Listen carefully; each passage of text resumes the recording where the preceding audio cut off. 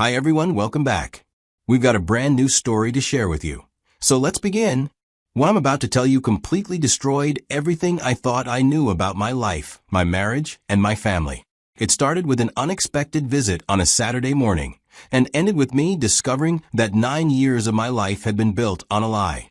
This is the story of how one afternoon changed everything and how a DNA test revealed a betrayal I never saw coming. My name is James, and for 9 years, I believed I was living the dream. I was married to Danielle, a woman I thought was my perfect match. We'd been together for over 9 years, and I genuinely believed we had one of those marriages people envied.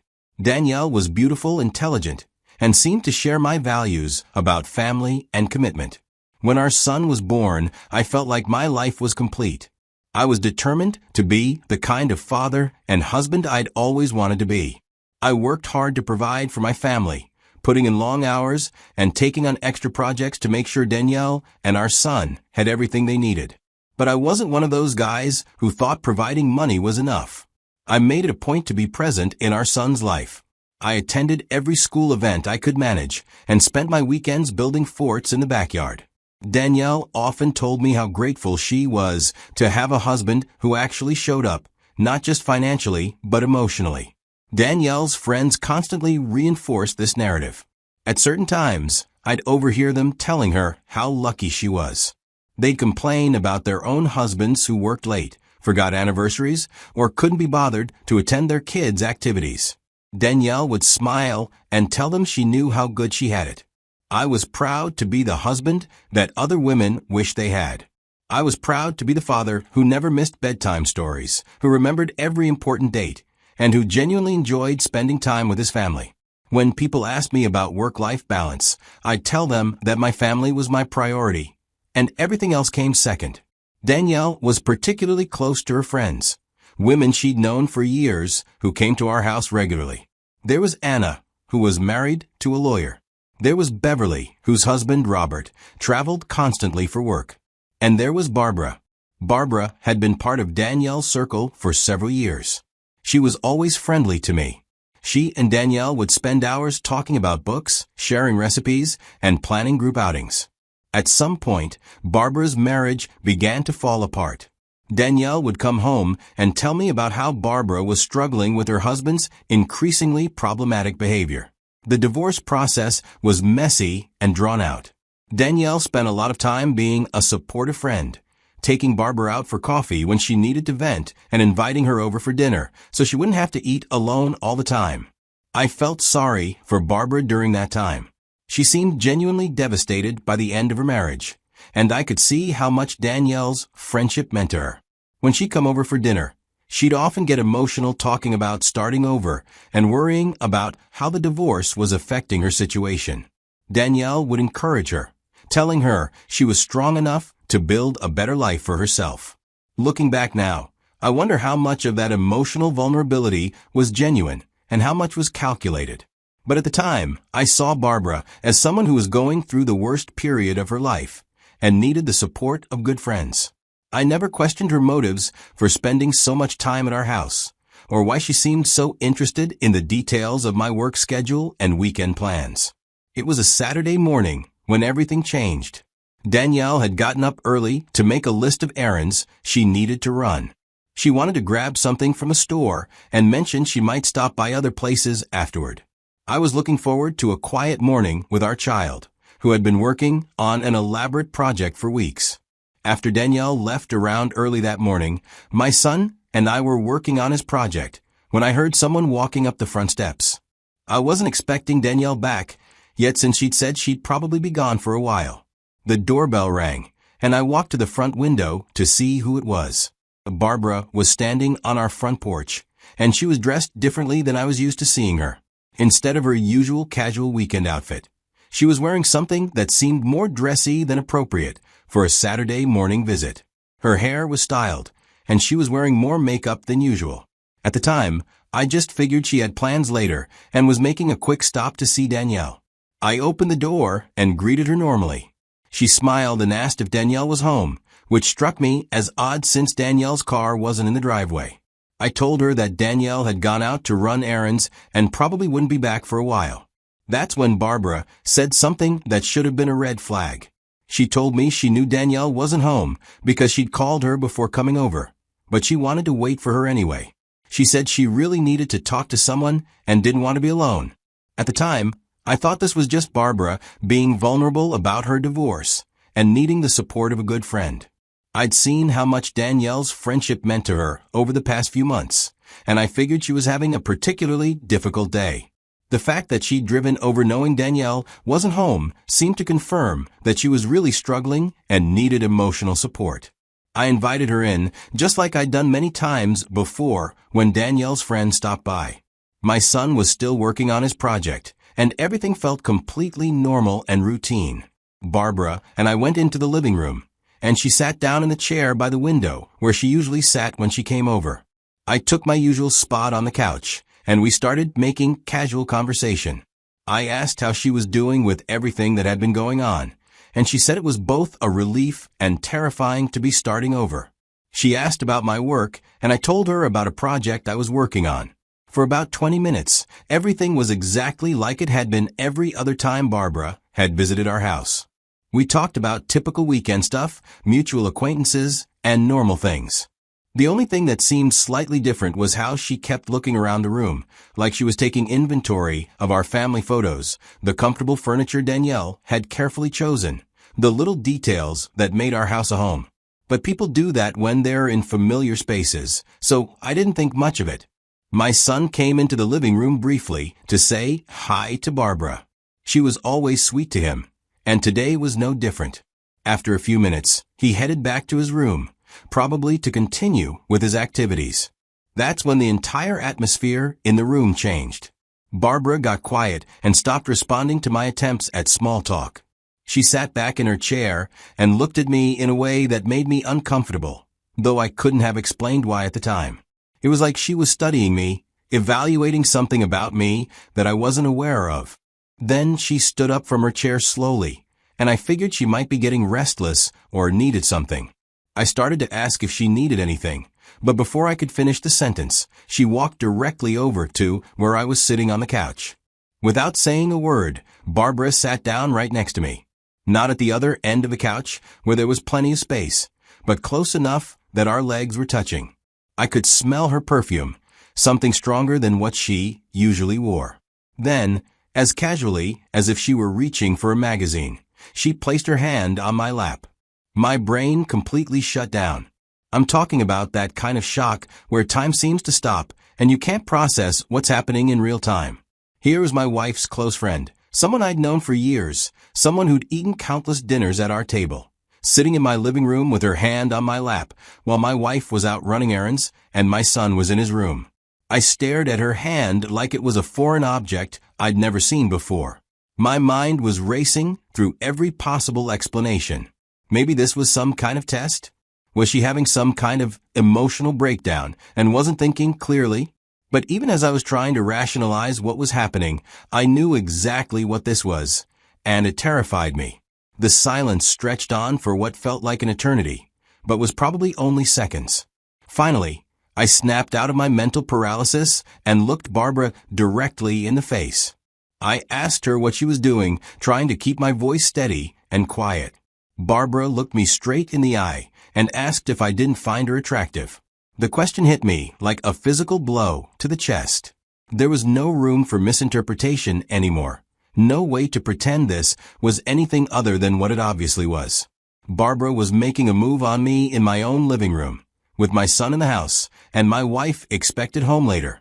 Before I could respond, she moved even closer to me on the couch.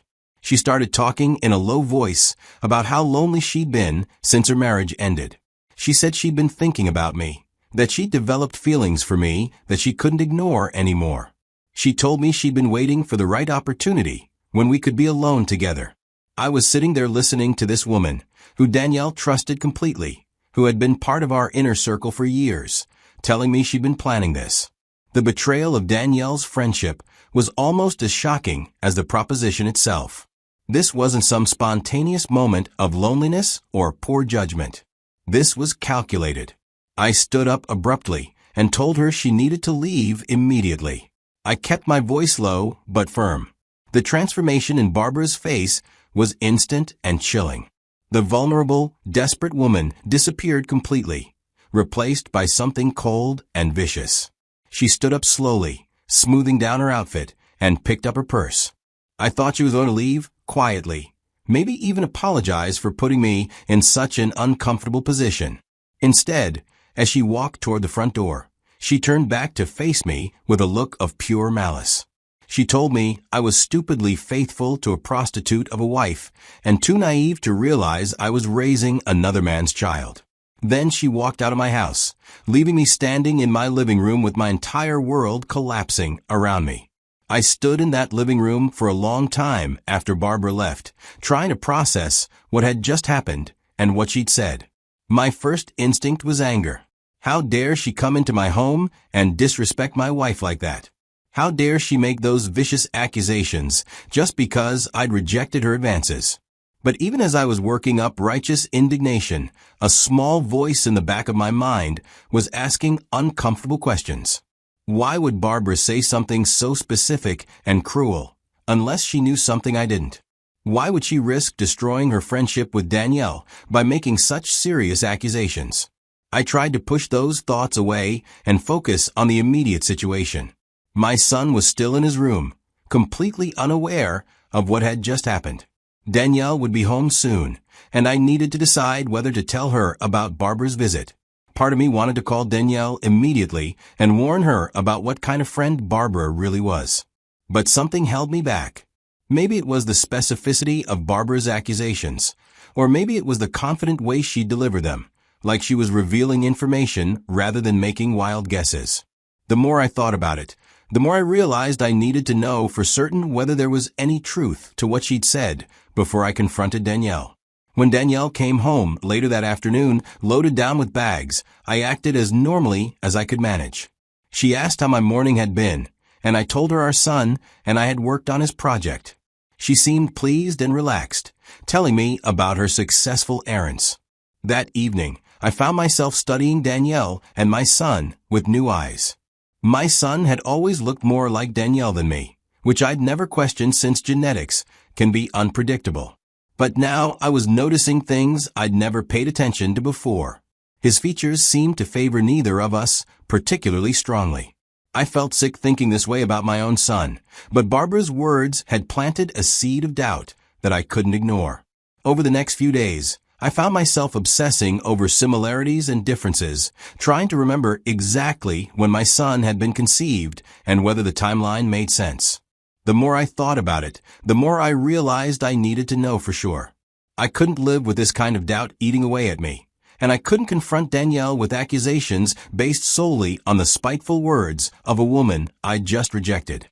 I spent the next few days researching DNA testing options. There were several companies that offered tests you could do at home, with results available in a few weeks. The process seemed straightforward. I finally managed to get the samples I needed and mailed them to the testing company. Then began the longest few weeks of my life. During those weeks, I tried to act completely normal around Danielle and our son. I went to work, helped with homework, and maintained our usual routines. But inside, I was falling apart. Every time I looked at the boy, I wondered if he was really my son. Every time Danielle smiled at me or told me she loved me, I wondered if our entire marriage was built on a lie. Danielle noticed I was quieter than usual and asked if everything was okay. I told her I was just dealing with some stressful situations, which wasn't entirely untrue. The stress of waiting for those test results was affecting every aspect of my life. Finally, on a weekday afternoon, I came home to find an envelope from the DNA testing company in my mailbox. I opened it in my car, not wanting to risk Danielle seeing it if she was home. The results were unambiguous. There was a 0% probability that I was the boy's biological father. I sat in my car in our driveway, reading those words over and over again. Years of bedtime stories, activities, birthday parties, and proud father moments had just been revealed as a complete lie. The child I'd raised as my own, the boy I loved more than anything in the world, was not my son. But even more devastating was what this meant about Danielle. She had gotten pregnant by another man and had let me believe he was mine for years. Every day, she had looked me in the eye and perpetuated this massive deception. I thought about all the times she told her friends how lucky she was to have such a devoted husband and father. I thought about how she'd let me work extra hours to provide for what I thought was my family. I thought about how she'd watched me bond with the child and never once suggested that I might not actually be his father. The betrayal was so complete and so devastating that I couldn't even begin to process it emotionally. I just sat in my car, holding those test results, understanding that my life as I knew it was over. That evening, after the child had gone to bed, I asked Danielle to sit down because I needed to talk to her about something important. She seemed concerned by my serious tone, but settled into her usual chair without suspicion. I told her that Barbara had visited while she was out, and that Barbara had made some disturbing accusations about our marriage. Danielle's face immediately showed anger and confusion, asking what Barbara could possibly have said that would upset me so much, because Barbara has been distant for a while. Instead of explaining Barbara's accusations, I handed Danielle the DNA test results. She looked at the papers for a long moment, clearly trying to understand what she was reading. When the reality of what she was holding hit her, her face went completely white. She looked up at me with an expression I'd never seen before. Her first response was to deny everything. She said Barbara's family had always been jealous of our marriage and had probably put her up to making false accusations to destroy our relationship. She suggested that the results might be part of some elaborate scheme. I told Danielle these were official results from a certified laboratory, not something that could be faked. I explained how I'd collected the samples and sent them myself, giving her every detail of the process to make it clear that these results were legitimate. Danielle stared at the papers in her hands, and I could see her mind racing through possible explanations or excuses. Finally, she looked up at me with tears starting to form in her eyes. She asked me how I could have done this behind her back, how I could have doubted our family based on the word of a bitter woman. She said it felt like a violation of trust for me to secretly test the child's DNA without talking to her first. I told her the results spoke for themselves. Either she could explain how I wasn't the boy's biological father, or she needed to stop deflecting and tell me the truth. When she saw she couldn't bend things, that's when Danielle completely broke down. The tears came in full force in a way I'd never seen before. She was shaking and could barely get words out between the crying. Finally, she admitted that she'd made a terrible mistake. She said it happened earlier in our marriage when I was working long hours, and she was feeling lonely and confused. She said she'd had an affair that only lasted a short time, and that she'd ended it as soon as she realized she was pregnant, hoping the baby was mine. I asked her why she'd never told me the truth, especially after the child was born, and she presumably knew he might not be mine. She said she'd convinced herself that I was probably the father, and that telling me about the affair would only hurt our marriage unnecessarily. As the years went by, she said, it became easier to just believe her own lie. She said the boy was clearly my son in every way that mattered, and that she genuinely started to forget about the possibility that someone else might be his biological father. I asked her if she'd ever considered getting a test herself to know for sure. She admitted that the thought had crossed her mind over the years, but that she'd been too scared to find out the truth. She said she'd been terrified of losing everything we'd built together. The worst part of her confession was learning about her motivations for not having more children. Danielle and I had talked about having another baby several times over the years, but she'd always found reasons to postpone it. Now I understood that she'd been afraid to risk having another child who might not maintain the illusion. Sitting there listening to Danielle's confession, I felt like I was looking at a complete stranger. This woman whom I'd trusted completely, whom I'd worked so hard to provide for, who I'd loved without reservation, had been living a lie for our entire marriage. Every day for years, she'd let me believe I was the child's father while knowing there was a significant chance I wasn't. I told Danielle I needed time to process what she told me, and that I was going to sleep in the guest room that night.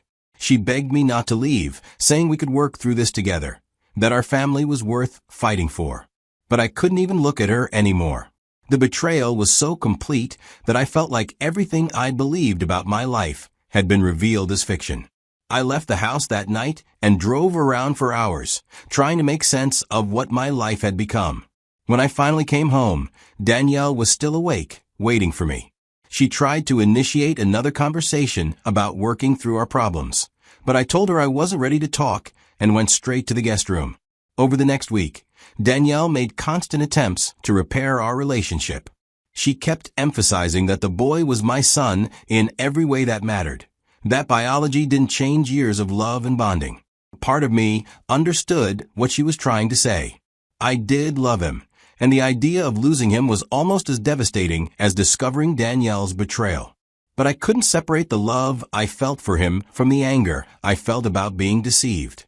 Every time I looked at the boy, I was reminded that Danielle had lied to me for years about the most fundamental aspect of our family. After a week of Danielle's constant pleading and my own sleepless nights, I made the decision that I couldn't continue living this way. The trust that had been the foundation of our marriage was completely destroyed, and I couldn't see any way to rebuild it.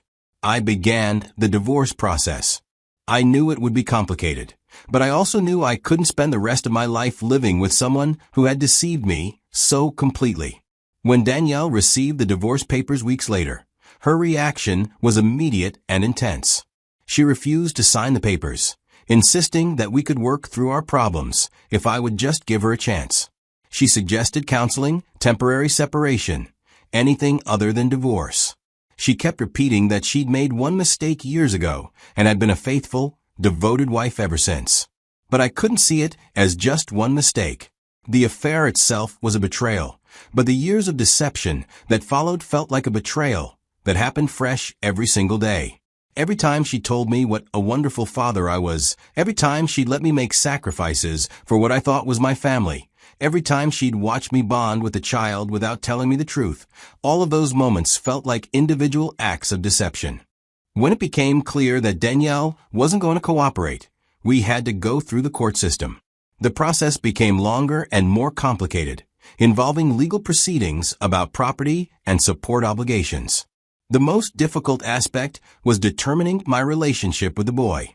Since I wasn't his biological father, I had a complicated legal standing. Danielle tried to use this as leverage, but I also had the option to legally sever all ties with him, which would eliminate any potential support obligations while also ending any parental rights. It was the most heartbreaking decision I'd ever had to make. I loved him, but I also knew that maintaining a relationship with him would mean maintaining a connection to Danielle and the lie that had defined our marriage. In the end, I decided that a clean break would be better for everyone involved. The entire divorce process took months to complete. Danielle fought every aspect of it, seemingly hoping that dragging out the process would give her time to change my mind. In the final settlement, Danielle received her fair share as my wife and got support to help her transition. I made sure everything was structured to make it clear that I was providing for Danielle as my former wife, not for the child as his father. The divorce was finalized on a cold day several months after I'd first received those DNA test results. I signed the final papers, officially ending the marriage I'd thought would last forever. I never spoke to Danielle again after that day. I kept my wedding ring in a drawer for a few weeks, then eventually threw it away with the rest of the reminders of our life together. The hardest part was not knowing what happened to the child. I thought about him constantly, wondering how he was adjusting to his parents' divorce, whether Danielle had told him any version of the truth about why I'd left, and whether he missed me the way I missed him. But I also knew that reaching out to him would be unfair to everyone involved. He deserved stability and consistency in his life, not the confusion of trying to maintain a relationship with someone who wasn't his father and couldn't be part of his daily life anymore. As for Barbara, I never found out what happened between her and Danielle after everything came to light. I assumed Danielle must have confronted her about revealing the truth about the boy's parentage, but I had no idea whether their friendship survived or whether Barbara felt any remorse for the way she'd chosen to deliver that devastating information. Sometimes I wondered if Barbara had known about the child's parentage all along, or if Danielle had confided in her during one of their many conversations. It was possible that Barbara's decision to reveal the truth had been motivated by spite after I'd rejected her advances, but it was also possible that she genuinely thought I deserved to know. In the end, it didn't matter what Barbara's motivations had been. What mattered was that she'd forced me to confront a truth that had been hidden from me for years, and that truth had revealed the complete breakdown of trust that made my marriage unsustainable. Looking back now, I can see that there were probably signs I could have noticed if I'd been paying attention. Danielle's reluctance to have more children, her occasional nervous reactions when people commented on family resemblances, and her defensive responses whenever anyone made jokes about paternity. But I'd been so confident in our relationship, so sure of Danielle's honesty and commitment, that it never occurred to me to question the fundamental assumptions about our family. I'd trusted completely, and that trust had been systematically betrayed for years. The experience taught me that trust, once broken so completely, can't be repaired through apologies or promises or good intentions. The daily reality of living with someone who had deceived me about something so fundamental felt impossible to overcome, no matter how much history we shared or how much we'd once loved each other. I don't know if I made the right choices during those difficult months. I don't know if there was a way to work through Danielle's betrayal that would have been better for everyone involved, especially for the child. I don't know if I should have tried harder to separate my anger at Danielle from my love for the boy I'd raised as my son. What I do know is that Barbara's unexpected visit that Saturday afternoon changed everything about my life. In the space of a few minutes, she revealed a truth that Danielle had kept hidden for years, and that truth made it impossible for me to continue living the life I thought I knew. Sometimes the most devastating moments in our lives come from the most unexpected sources, delivered by people whose motives we'll never fully understand. Sometimes the truth we need to hear comes from someone whose intentions were far from pure, but whose words force us to confront realities we've been avoiding. I'll never know what my life would have been like if Barbara had never knocked on my door that Saturday, or if she'd chosen to keep Danielle's secret to herself. But I do know that living with the truth, however painful, was better than continuing to live with a lie, however comfortable that lie had been. The foundation of everything I believed about my marriage and family had been destroyed in a single afternoon. But from the destruction of that foundation, I was finally able to start building something real and honest, even if I had to build it completely alone.